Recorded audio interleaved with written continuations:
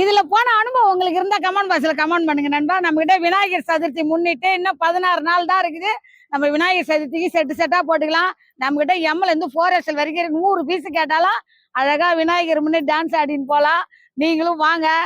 இந்த விநாயகர் சதுர்த்திக்கு செகண்ட் விநாயகர் சதுர்த்தி நம்ம 350 கொண்டாடுங்க நண்பா. நம்ம பழைய ஃபாலோவர்ஸுங்க எல்லாருமே நம்ம 350 வாங்க.